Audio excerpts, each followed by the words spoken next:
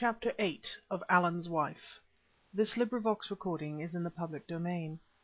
Allan's Wife by H. Rider Haggard. Chapter 8. The Marble Kraals. At length the last platform or terrace was reached, and we pulled up outside the wall surrounding the central group of marble huts, for so I must call them for want of a better name. Our approach had been observed by a crowd of natives, whose race I have never been able to determine accurately. They belonged to the Basuto and peaceful section of the Bantu peoples, rather than to the Zulu and warlike. Several of these ran up to take the horses, gazing on us with astonishment not unmixed with awe. We dismounted, speaking for myself not without difficulty. Indeed, had it not been for Stella's support, I should have fallen. "Now you must come and see my father," she said. "I wonder what he will think of it. It is all so strange. Hendrika, take the child to my hut and give her milk, then put her into my bed. I will come presently." Hendrika went off with a somewhat ugly grin to do her mistress's bidding, and Stella led the way through the narrow gateway in the marble wall, which may have enclosed nearly half an erf, or 3/4 of an acre of ground in all. It was beautifully planted as a garden. Many European vegetables and flowers were growing in it, besides others with which I was not acquainted. Presently we came to the centre hut, and it was then that I noticed the extraordinary beauty and finish of the marble masonry. In the hut, and facing the gateway, was a modern door, rather rudely fashioned, of buckenhout, a beautiful reddish wood that has the appearance of having been sedulously pricked with a pin. Stella opened it, and we entered. The interior of the hut was the size of a large and lofty room, the walls being formed of plain polished marble. It was lighted somewhat dimly, but quite effectively, by peculiar openings in the roof, from which the rain was excluded by overhanging eaves. The marble floor was strewn with native mats and skins of animals. Bookcases filled with books were placed against the walls. There was a table in the centre, chairs seated with rimpi or strips of hide stood about, and beyond the table was a couch on which a man was lying reading. "Is that you, Stella?" said a voice that even after so many years seemed familiar to me. "Where have you been, my dear? I began to think that you had lost yourself again." "No, father dear, I have not lost myself, but I have found somebody else." At that moment I stepped forward so that the light fell on me. The old gentleman on the couch rose with some difficulty and bowed with much courtesy. He was a fine-looking old man with deep-set dark eyes, a pale face that bore many traces of physical and mental suffering, and a long white beard. "Be welcome, sir," he said. "It is long since we have seen a white face in these wilds, and yours, if I am not mistaken, is that of an Englishman. There has been but one Englishman here for 12 years, and he, I grieve to say, was an outcast flying from justice." And he bowed again and stretched out his hand. I looked at him, and then of a sudden his name flashed back into my mind. I took his hand. "How do you do, Mr. Carson?" I said. He started as though he had been stung. "Who told you that name?" he cried. "It is a dead name. Stella, is it you? I forbade you to let it pass your lips." "I did not speak it, father. I have never spoken it," she answered. "Sir," I broke in, "if you will allow me I will show you how I came to know your name. Do you remember many years ago coming into the study of a clergyman in Oxfordshire and telling him that you were going to leave England for ever?" He bowed his head. "And do you remember a little boy who sat upon the hearthrug writing with a pencil?" "I do," he said. "Sir, I was that boy, and my name is Allan Quatermain. Those children who lay sick are all dead. Their mother is dead, and my father, your old friend, is dead also. Like you, he emigrated, and last year he died in the Cape. But that is not all the story. After many adventures, I, one Kaffir, and a little girl lay senseless and dying in the Badlands, where we had wandered for days without water, and there we should have perished, but your daughter, Miss—" "Call her Stella," he broke in hastily. "I cannot bear to hear that name. I have forsworn it." "Miss Stella found us by chance and saved our lives." "By chance, did you say, Allan Quatermain?" he answered. "There is little chance in all this. Such chances spring from another will than ours. Welcome, Allan, son of my old friend. Here we live as it were in a hermitage, with nature as our only friend, but such as we have is yours. and for as long as you will take it. But you must be starving. Talk no more now. Stella, it is time to eat. Tomorrow we will talk." To tell the truth, I can recall very little of the events of that evening. A kind of dizzy weariness overmastered me. I remember sitting at a table next to Stella and eating heartily, and then I remember nothing more. I awoke to find myself lying on a comfortable bed in a hut built and fashioned on the same model as the centre one. While I was wondering what time it was, a native came bringing some clean clothes on his arm, and, luxury of luxuries, produced a bath hollowed from wood. I rose, feeling a very different man. My strength had come back again to me. I dressed, and following a covered passage, found myself in the centre hut. Here the table was set for breakfast, with all manner of good things such as I had not seen for many a month, which I contemplated with healthy satisfaction. Presently I looked up, and there before me was a more delightful sight, for standing in one of the doorways which led to the sleeping huts was Stella, leading little Tota by the hand. She was very simply dressed in a loose blue gown with a wide collar, and girded in at the waist by a little leather belt. In the bosom of her robe was a bunch of orange blossoms, and her rippling hair was tied in a single knot behind her shapely head. She greeted me with a smile, asking how I had slept, and then held Tota up for me to kiss. Under her loving care the child had been quite transformed.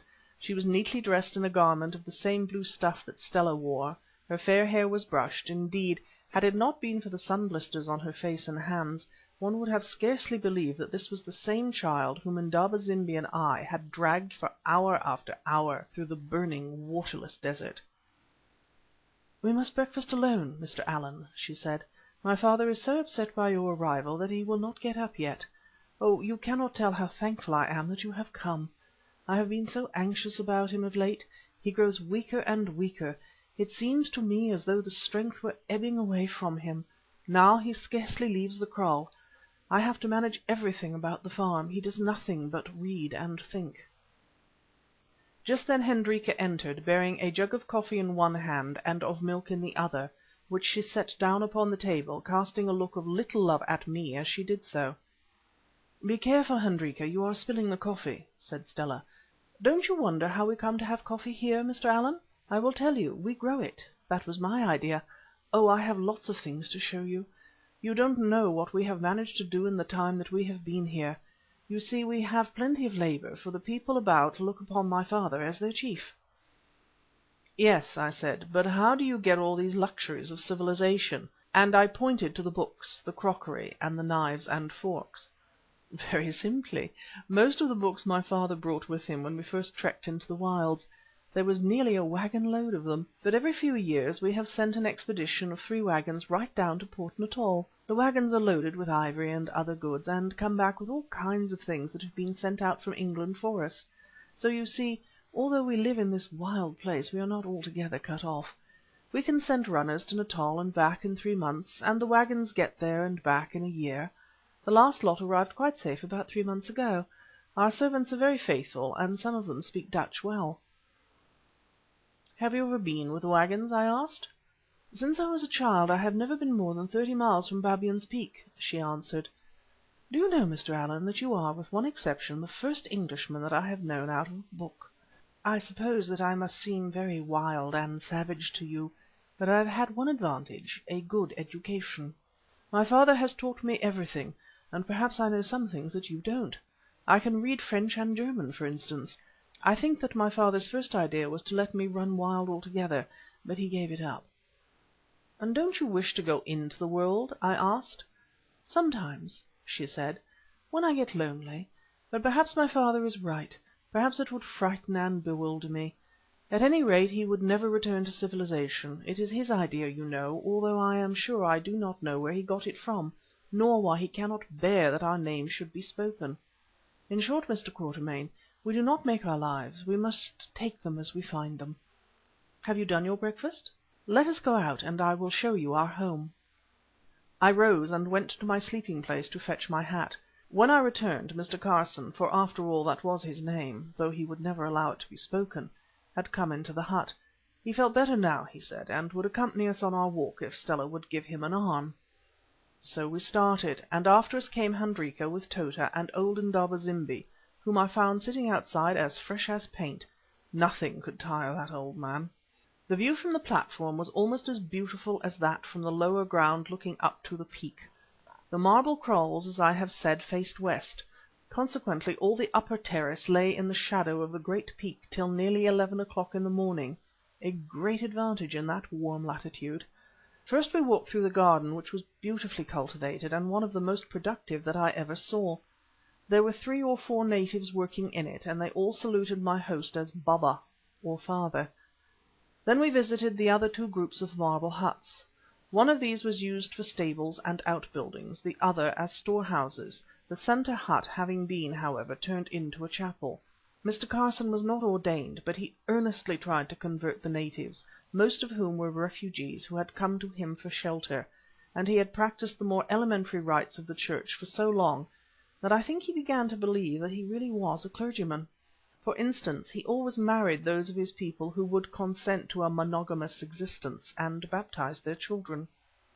When we had examined those wonderful remains of antiquity, the marble huts, and admired the orange trees, the vines and fruits which thrive like weeds in this marvellous soil and climate, we descended to the next platform and saw the farming operations in full swing. I think that it was the best farm I have ever seen in Africa. There was ample water for purposes of irrigation, the grasslands below gave pasturage for hundreds of head of cattle and horses, and for natives the people were most industrious. Moreover, the whole place was managed by Mr. Carson on the co-operative system. He only took a tithe of the produce; indeed, in this land of teeming plenty, what was he to do with more?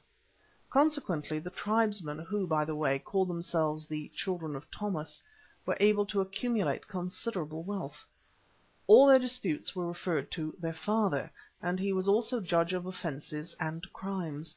Some were punished by imprisonment, whipping, and loss of goods; other and graver transgressions by expulsion from the community, a fiat which to one of these favoured natives must have seemed as heavy as the decree that drove Adam from the Garden of Eden. Old Mr. Carson leaned upon his daughter's arm and contemplated the scene with pride. "I have done all this, Allan Quatermain," he said, "when renouncing civilization. I wandered here by chance, seeking a home in the remotest places of the world. I found this lonely spot a wilderness. Nothing was to be seen except the sight, the domes of the marble huts and the waterfalls. I took possession of the huts, I cleared the path of garden land, and planted the orange grove. I had only 6 natives then, but by degrees others joined me. Now my tribe is 1,000 strong. Here we live in profound peace and plenty.